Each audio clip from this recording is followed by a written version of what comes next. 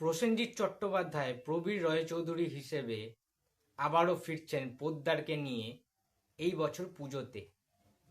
এই রকম একটা পরিস্থিতিতে পরিচালক সৃজিত মুখার্জিকে কিছু প্রশ্ন ছিল, কিংবা বলতে পারেন কিছু আমাদের তৈরি করা থিওরি ছিল। আজ থেকে ঠিক 2 বছর আগে ইন্টারভিউতে সৃজিত মুখার্জি এবং প্রসেনজিৎ চট্টোপাধ্যায় বলেছিলেন না, মূলত পরিচালক মশাই সৃজিত মুখার্জি বলেছিলেন না যে 22শে শ্রাবণের এই যে সিকুয়েল কিংবা প্রিকুয়েল, দ্বিতীয় পুরুষ কিংবা দশম অবতারের পরবর্তী যে পরবর্তী যে ছবিটা তারা করবেন, সেখানে শত্রুর রেফারেন্স থাকতে পারে। অর্থাৎ শত্রুর সেই ভয়ঙ্কর যে পুলিশ অফিসারের ক্যারেক্টারটা, অফিসার ইনচার্জ শুভঙ্কর সান্যালের যে ক্যারেক্টারটা রঞ্জিত মল্লিক প্লে করেছিলেন, সেই ক্যারেক্টারটা ইনক্লুড হতে পারে। সেই সম্ভাবনার জায়গাটা তো তারা উড়িয়ে দেননি, ইন্টারভিউতে বলেছিলেন সৃজিত মুখার্জি।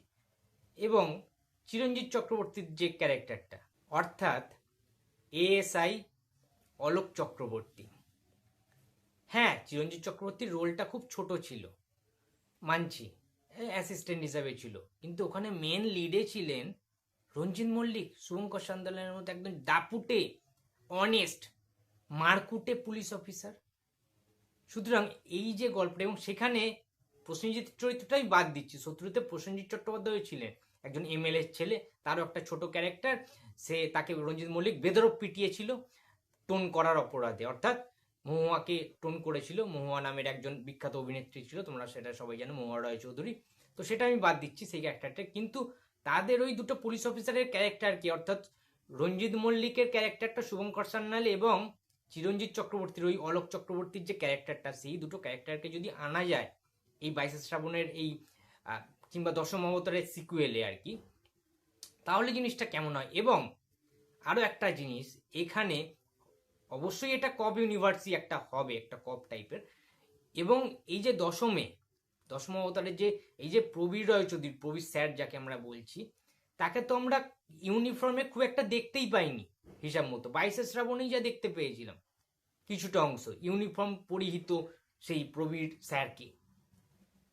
তাহলে আমাদের একটা আর্জি আছে, এই রঞ্জিত মল্লিককে, চিরঞ্জিত চক্রবর্তীকে এবং প্রসেনজিৎ চট্টোপাধ্যায়ের এই ক্যারেক্টারটাকে, এবং তার সাথে সাথে পোদ্দার সাহেবকে, অর্থাৎ অনির্বাণের ক্যারেক্টারটা, অনির্বাণ চক্রবর্তী, এই প্রত্যেককে, চারজনকে যদি পুলিশ অফিসার ওই ইউনিফর্মটা, পুলিশের ইউনিফর্মটা যদি পরে কোনো অ্যাকশানে দেখা যায়, তাহলে মন্দ হয় না। কিন্তু এটা সৃজিত মুখার্জির কাছে একটা আবদার, একটা আর্জি, এটা ফ্যান থিওরি আমি বলছি, কিন্তু এটা আমাদের কনসেপ্ট থেকে। একটু আগে আমার সন্দীপের সাথে কথা হচ্ছিল এই বিষয়টা নিয়ে। তো যদি এরকম হয়, এবং আমি বারবার একটা কথা বলার চেষ্টা করছি সৃজিত মুখার্জিকে, যে এই গল্পটা না যেন দশমের মতো না হয়, প্লিজ। সৃজিত মুখার্জি বলেছিল না 2 বছর পরে ইন্টারভিউতে, যে এবারে যদি বিক্রম সিংহের মতো তোমরা গল্প চাইছো, কিন্তু ওই সিংহটা আর থাকবে না, বিক্রমের পাশে সিংহটা হয়তো থাকবে না, বিক্রমের থাকতে পারে, শুধুমাত্র বিক্রম। সুতরাং বুম্বাদাও তো বলেছে যে বিক্রমের মতো গল্প যদি কেউ তাকে অফার করে, তিনি কোনো মাইন্ডই করবেন না, আই ডোন্ট মাইন্ড। এই কথাটা বুম্বাদা নিজে বলেছেন ইন্টারভিউতে 2 বছর আগে, দশম অবতারের যখন তোমার প্রমোশনের জন্য যে ইন্টারভিউ সেশনগুলো হয়েছিল মিডিয়ার সামনে, যে 24 ঘন্টাতে রয়েছে ইন্টারভিউটা, এখনো তোমরা চেক আউট করতে পারো। তোমার যদি সন্দেহ থাকে, সেই ইন্টারভিউ ক্লিপটা আমি নিজে পাঠিয়েও দেবো তোমাদেরকে, তোমরা কমেন্ট করো, কিংবা আমাকে ফেসবুক বা ইনস্টাতে তোমরা SMS করো, মেসেঞ্জারে বা মেসেজে, আমি পাঠিয়ে দেবো তোমাদেরকে। সুতরাং বুম্বাদার তো ইচ্ছে রয়েছে। সৃজিত মুখার্জি এমন একজন পরিচালক যিনি বুম্বাদাকে কিন্তু জুলফিকার আহমেদের মতো ক্যারেক্টার দিয়েছেন, আবার নেতাজি সুভাষচন্দ্রের মতো ক্যারেক্টার দিয়েছেন, আবার প্রবীর রায়চৌধুরীর মতো ক্যারেক্টার দিয়েছেন, ঠিক আছে। সুতরাং বুম্বাদাকে নিয়ে যে সৃজিত মুখার্জি এত কাল্ট কাল্ট ডায়লগ লিখতে পারেন, সেই সৃজিত মুখার্জি দশম অবতারে শুধুমাত্র ওই 2-1টা ফার্স্টে চেজিং সিন ছাড়া আর তো কিছুই দেননি। সৃজিত মুখার্জি বলছেন বারবার যে মাসি ফিল্ম, দশম অবতার ইজ আ মাসি ফিল্ম, মাস ফিল্ম। এটাকে মাসি ফিল্ম বলে? আমি জানি না, আমার কাছে মাসি ফিল্ম নয় দশম অবতার ছবিটা। ঠিক আছে, মাসি ফিল্ম কাকে বলে? যেখানে ডায়লগ থাকবে, সংলাপ থাকবে, কমেডি থাকবে, ভালো ভালো গান থাকবে এবং ভরপুর অ্যাকশন থাকবে, তাকে বলা হয় মাসি ফিল্ম। অ্যাকচুয়ালি মাসালা ফিল্ম যাকে বলে, যে মাসালা ফিল্ম বুম্বাদা আগে করতেন, গ্রাম বাংলা কাঁপাতেন, তাকে বলে মাসালা মাসি ফিল্ম। কিন্তু দশম অবতার ইজ নট আ মাসি ফিল্ম। সুতরাং এই যখন শত্রু রেফারেন্স যখন আসবে, যদি শত্রু সেই ক্যারেক্টারগুলোকে সৃজিত মুখার্জি সত্যি ফিরিয়ে আনেন, কপ একটা ইউনিভার্স, একটা বড় ইউনিভার্স টাইপের তৈরি করেন দশম অবতারের সিকুয়েলে, তাহলে কিন্তু মাস এলিমেন্ট অবশ্যই ঢোকাতে হবে। তার কারণ দশম অবতারে অনেক কিছু মিসিং ছিল, তেমন কিছু ছিলই না। শুধুমাত্র ফ্র্যাঞ্চাইজির ভ্যালুতে 22 শ্রাবণের জন্য তাদের যে ফ্যান বেস রয়েছে, হিউজ একটা ফ্যান বেস রয়েছে, সেই ফ্যান বেস সেটার জন্য গেছে ফ্র্যাঞ্চাইজির ভ্যালুতে, অন্য কিছু না। সৃজিত মুখার্জির কোনো সিগনেচারও ছিল না দশম অবতার ছবিতে, সত্যি বলছি, বিশ্বাস করো তোমরা। সুতরাং আমি বলতে চাইছি যে বুম্বাদাকে নিয়ে, হ্যাঁ রঞ্জিত মল্লিক হয়তো সেই হিসাবে অ্যাকশন করতে পারবেন না, সেই শুভঙ্কর সান্যাল 1984 সালে যাকে অঞ্জন চৌধুরী ওইভাবে এনেছিলেন, ভেবেছিলেন, সেই রকম তো জামানাটাও নেই। আর রঞ্জিত মল্লিকের বয়স তখন অনেক কম ছিল, তিনি ইয়াং ছিলেন, তার জন্য সেই লেভেলের অ্যাকশন তিনি করতে পেরেছিলেন। সেই টাইমে সংঘর্ষ দেখেছো তোমরা, শত্রুত্ব দেখেছো, প্রচুর ছবিতে এরকম রঞ্জিত মল্লিকের দুর্ধর্ষ লেভেলের একটা পাওয়ার প্যাক পারফরমেন্স থাকতো।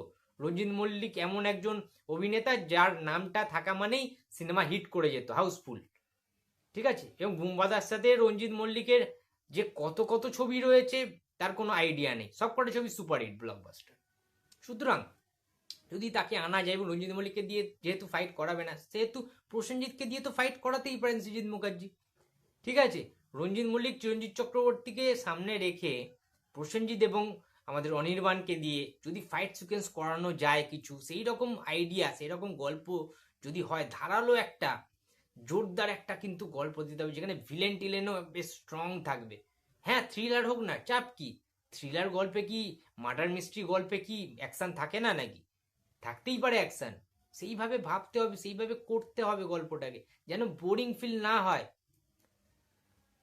একটু যদি ব্রুটালিটি থাকে তাতে প্রবলেম কি আছে, ব্রুটালিটি থাকতেই পারে, বাট যেন ওই রকম না হয়, ওই ভেতো একটা গল্পের মতো। দশম অবতারের ওই লাস্টের দিকে যিশুকে যেভাবে অর্ডিনারি একটা মানে ইয়ে করে মারা হলো সিস্টেম করে, ওই রকম জাস্ট ভালোই লাগেনি একটু, বিশ্বাস করো, ওই একটা পিস্তল দিয়ে মেরে দিল, শেষ। আমরা অনেক কিছু আমাদের এক্সপেকটেশন রয়েছে সৃজিত মুখার্জির কাছ থেকে, যে বুমবাদাকে দিয়ে তারা একটা, সৃজিত মুখার্জি একটা অন্তত খেলা খেলে দিক, তারপরে পাবলিক বুঝে নেবে জিনিসটা কি হতে পারে। ঠিক আছে, প্রসেনজিৎ, রঞ্জিত মল্লিক, চিরঞ্জিত, অনির্বাণ ভট্টাচার্য আসা মানে এমনিতেই পাবলিক গিলে নেবে সেটা। কিন্তু আমাদেরও তো ভাবতে হবে যে পরিচালক যেন আবার ওইভাবে মানে বিরিয়ানির গল্প করে যেন ওই ফ্যানে ভাত না খাওয়ায়। ঠিক আছে, আমি ফ্যানে ভাতকে অপমান করছি না, ইনসাল্ট করছি না, আমারও ফেভারিট ফ্যানে ভাত, পান্তা ভাত। কিন্তু আমি বলতে চাইছি যে মানুষের তো চাহিদার জায়গাটা আপনাকে দেখতে হবে সৃজিতদা, সেই চাহিদাটা অনুযায়ী তোমাকে ডেলিভার করতে হবে খাবারটাকে। আমি জানি সৃজিত মুখার্জি কুকিং ভালোবাসে, একটা ভালো রেসিপি রান্না করে দিতেই পারে, কিন্তু সেটা হচ্ছে কোথায়? মিসিং ছিল দশম অবতারে, সত্যি মিসিং ছিল। সুতরাং এইবারে যেন সেটা না হয়, আমি হাত জোর করে অনুরোধ করছি, যেন সেই রকম শত্রু সিনেমাটা দেখে যেন এই সিনেমাটা তৈরি করা হয়। কিছুটা তো অন্তত মাইন্ড চেঞ্জ হতে পারে সৃজিত মুখার্জি, তারপরে সৃজিত মুখার্জি নিজের সিগনেচার, নিজের সাইন থাকুক না, প্রবলেম কি আছে? এমনিতে তো ডায়লগগুলো এমনিতেই হিট রয়েছে, সেই পুরোনো ডায়লগগুলোর সাথে নতুন কিছু ডায়লগ সংমিশ্রণ করুক না, মিক্সার করুক না, প্রবলেম কি আছে? কিন্তু আমরা চাইছি যেন হতাশ না হই আমরা, যারা বুম্বাদার ফ্যান্স রয়েছে। ঠিক আছে, সুতরাং পুজোতে আশা করছি আসবে এই ছবিটা, কিছুদিনের মধ্যে অ্যানাউন্সমেন্ট বা কিছু দেখতে পাবো আমরা। তো তোমাদের কি মনে হচ্ছে, গল্পটা কিরকম হলে ভালো হয়? তোমরা অবশ্যই তাহলে কমেন্ট বক্সে জানাও।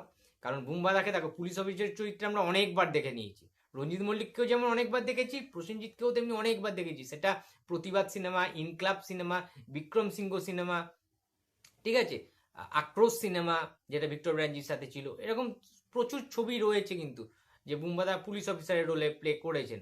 সুতরাং আমরা চাইছি এই দশমের মতো প্রবীর রায়চৌধুরীর যে পুলিশ অফিসারটার ইউনিফর্মে অ্যাকশন করতে কেমন লাগবে সেরকম একটা দেখার ইচ্ছা তো আমাদেরও হয় নাকি।